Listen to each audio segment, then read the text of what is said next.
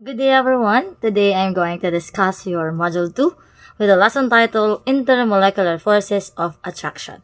So we have our lesson objective. 1 is to describe and differentiate the types of intermolecular forces.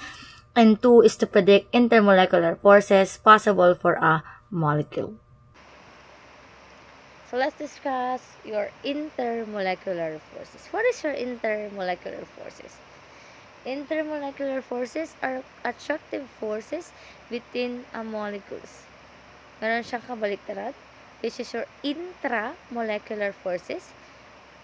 This holds atoms together within naman in a molecule. So, when we say intermolecular forces, this is just between molecules or a compound. Pero dito naman sa intra, within a molecule. So, for example, you have water molecules to a water molecules that is your intermolecular. Pero pag hydrogen to oxygen, dalawang element nagdudugtong sa kanilang dalawa, that is within. So, that is a intramolecular forces. So, you also known as your bond. Like a covalent bond, ionic bond, metallic bond, that's belong to your intramolecular forces. If you would see the image sa gilid natin, yan, meron tayong example dyan. Nakikita nyo yung hydrochloric natin, or hydrochloride natin, or hydrochloric acid. Yan. Yung dalawang kumukonekta sa kanila, ay yung kumukonekta sa kanilang dalawang hydrochloric dyan, o hydrochloride, ang tawag sa kanila ay your weak intermolecular attraction. While, strong naman ang tawag dun sa kabila, yung forces or attraction between your hydrogen and chlorine. Strong yun. That is a covalent bond. That is a intramolecular. Yung nagko-connecta sa hydrogen at chlorine. Pero yung nagko-connecta sa hydrochloride to hydrochloride, that is your intermolecular forces. So, take note, intermolecular forces are weak compared to your intramolecular forces. So, intramolecular natin, they are your weak attraction. So, you have different types of intermolecular forces. So, let's start to the weakest, going to your strongest forces. First, you have your dispersion force, or your London dispersion forces. The second one will be your dipole-dipole forces.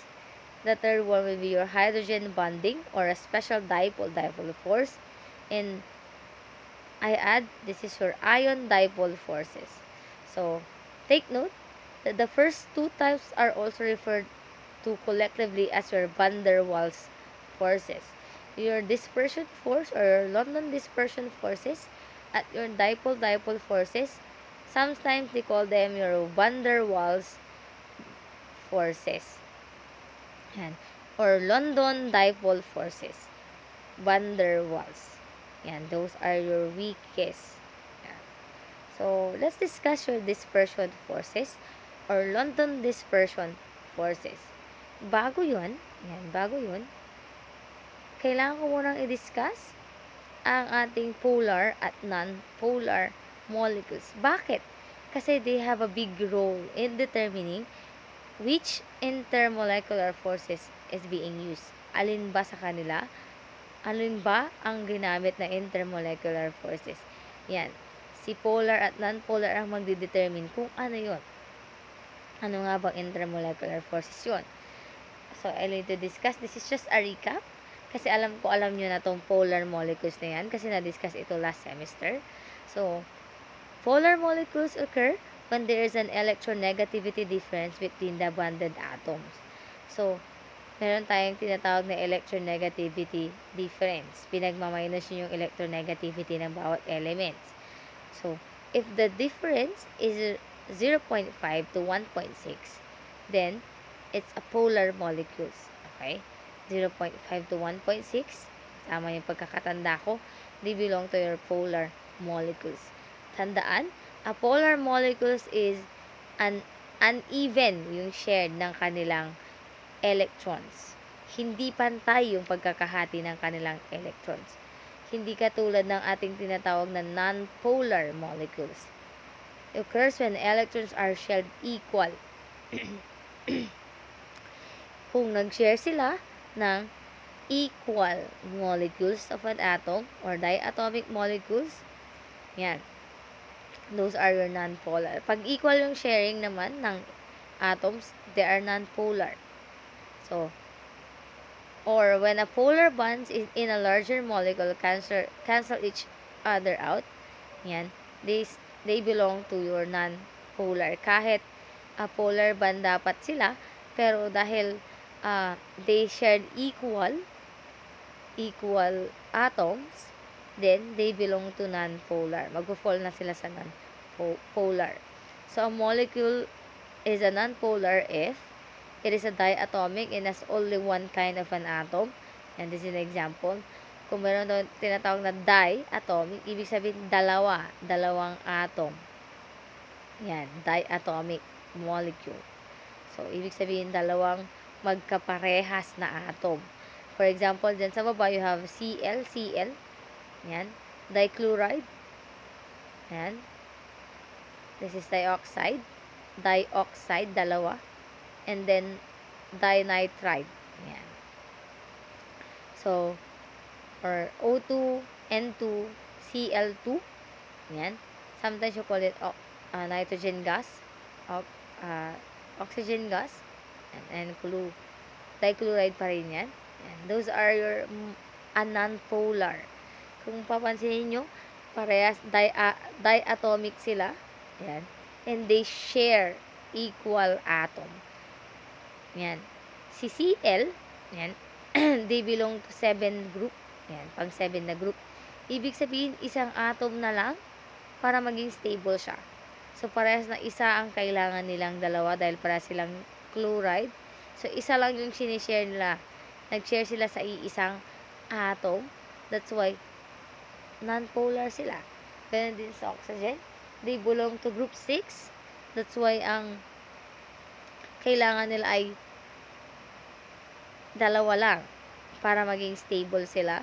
So, kung mapapansin mo, dalawang oxygen yan, pareha silang dalawa. Yung kailangan sa dalawa, yung pinag-sharean nila. Ganun din sa nitrogen. So, that's why diatomic molecules. They have shared equal atom. Yan. Tandaan nyo yan. Pag nag-share ng equal atom, mag-fall yan sa non-polar.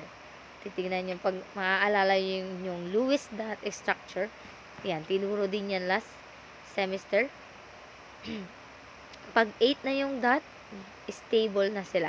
So, kailangan nilang pumuo ng 8 dot sa Lewis dot structure para maging stable sila.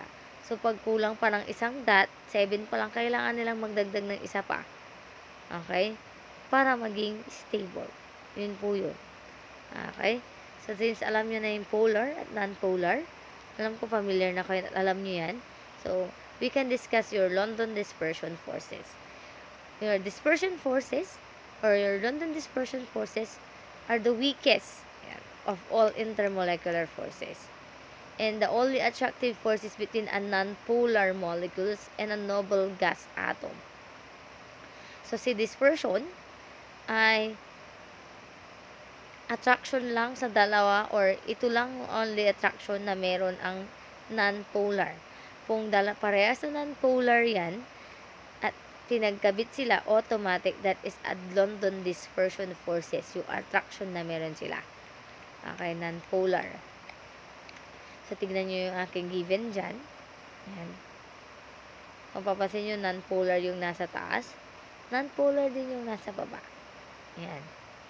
So, that is a London dispersion force. Yan.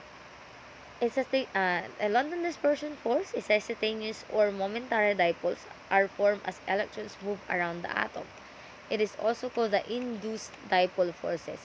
Sa London dispersion forces, nagkakaroon ng deformities. Nadideform yung itsura ng atom natin. Nagiging unsymmetrical distribution siya. Bakit? Kasi electrons are shift to overload one side of an atom or a molecule. So, lumalaki siya, lumilipat siya. Kung saan yung mas marami yung electrons. Yan. Yun yung itsura ng ating London dispersion. So, tatandaan ang London dispersion is the only attraction between your non-polar. So, this is an example of our London dispersion. So, meron tayong diiodide na dalawa. Those molecules or compounds are parehas na non-polar. So, ibig sabihin that the attraction between the iodide is London dispersion forces. Ganun din dito sa ating dichloride. Yan. Yung force na yung attraction between the two dichloride ay London dispersion. Bakit? Dichloride is a non-polar. Okay, basta non-polar yan, London dispersion forces. Kakaibahan naman ang ating tinatawag na dipole-dipole forces. Kasi si dipole-dipole forces, yan yung attractive force naman na meron ang polar molecules. Pag polar molecules, they share uneven electrons. Hindi parehas yung pagkaka-share nila ng electrons. Yan, this is our orientation of a polar molecules in a solid. So, yung positive, negative na yan, they attract. So, ito yan. Yan, this is an example of a dipole-dipole attraction. A polar molecules have one dipole-dipole attraction to one another. So, dipole-dipole attraction ang meron sa ating polar molecules. And polar molecules have a more positive and a more negative end dipole. So, mas mataas ang negative at positive. The oppositely charged ends attract each other. Kasi there's sa law of charges, yan. Meron yung dalawa, opposite attracts and same charges or same sign na repel. So nagre-repel sila. Pero since dito sabi niya oppositely charged and attract each other. Opposite attract. Yan, attract sila. Since they are uneven sharing of electrons. So, yan. The more polar the molecules, the higher its boiling point. So, pag the more na polar daw ang ating molecule, mas mataas ang kanyang boiling point. Basta it's a attraction between polar, that is your dipole forces. So, iti-check nyo lagi yung ating compounds or your molecules. Kung polar ba o non-polar. Yan. For you to determine if it's a dipole or a London dispersion force. So, next we have your hydrogen bonding. Hydrogen bonding is an example also of a dipole forces. Pero hydrogen bonding is the super strong dipole attraction. Siya na yung strongest sa tatlo. Compare sa London dipole, hydrogen bonding na yung pinaka strong yung kanilang attraction. So, tandaan, yung tatlong to, only occurs with the molecules have a hydrogen atoms bonded to a very small, highly electronegative atoms like your fluorine, oxygen, and nitrogen. They create a very polar bond and extrapolar molecules. So, matatawag daw siyang hydrogen bonding pag ang kasama daw ng hydrogen ay yung fluorine, oxygen, and nitrogen. That is a polar bonding. Tingnan nyo yung ating image sa gilid. Kung papansin nyo, ang kasama ng hydrogen ay oxygen dyan, fluorine, and nitrogen. That's why they belong to your hydrogen bonding.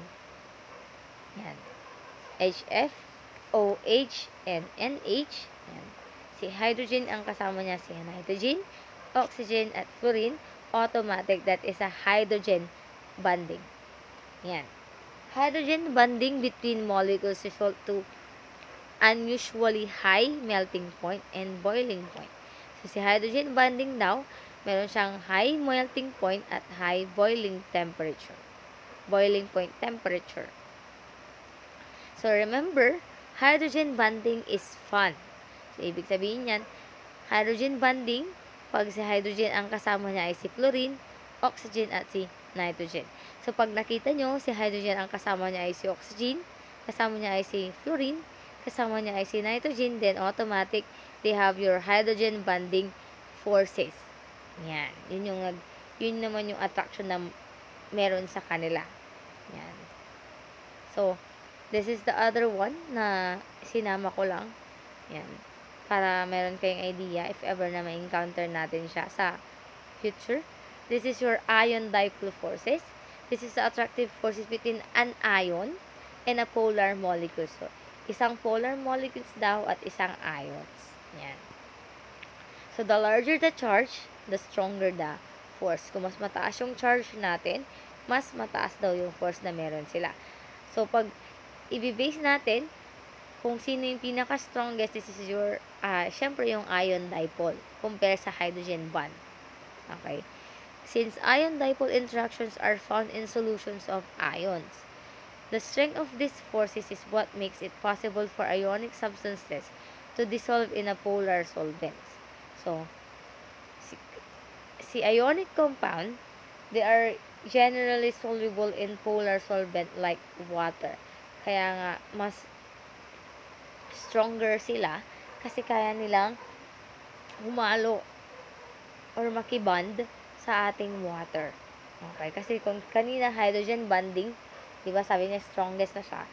Dito naman, mas stronger ito kasi si ion, kaya niya sumama dun sa ating hydrogen bond na mismo. That's why they are soluble in water. Yan. That is your dipole. Okay, let's summarize your intermolecular forces para mas madali nating tandaan. Mag-start tayo dun sa pinakataas. Yung tanong na, are ions present? Yan yung unang tanong. So, dito muna tayo sa kabila, sa left. Pag ang sagot ay no, yan. Ang susunod na itatanong mo, yan, are polar molecules present? Tignan mo kung present ba yung polar molecules. If no, hindi present yung polar. If no, then ang automatic na sagot dyan ay dispersion force or London dispersion forces. Pero if yes, if present ang polar natin, polar molecules, yes, ang susunod na tanong mo, are hydrogen atoms bonded to your fun or your nitrogen or your fluorine, oxygen, and nitrogen? If yes, then automatic hydrogen bonding yan. Pero pag si hydrogen, ang sagot naman ay no, hindi naka-connect or nakaband si hydrogen dun sa fun, then it's automatic your dipole forces. Yan. So, madali lang, di ba? So, balik tayo sa taas. Ito naman tayo sa right. Kung our ions are present, kung yes naman na yung tanong dyan, yung pangalawang tanong, same pa rin. Are polar molecules present? Unang-unang hinahanap, polar ba ay present? If yes, then, ion dipole forces yun. Pero pag hindi present yung ating polar molecules kasama ng ion, then, it's ionic bonding. Bonding na yung meron. So, titignan nyo yung arrow natin sa baba. Yan, meron tayong arrow dyan. Sabi niya, increasing interaction strength. So, pag mula kay dispersion papunta kay ionic bonding, mas pataas daw yung force or yung strength na meron sila. Yung attraction na meron sila. Yan. Sabi ko kanina, bonding. Bonding is part of your intramolecular forces. Si intramolecular has the strongest bond. Yan. So, I hope it's all clear pagdating sa ating intermolecular forces. So, ito lang yung mga guided question. Yan. Ito yung guided question nyo para masagutan nyo kung ano ba yung ginamit na intermolecular forces.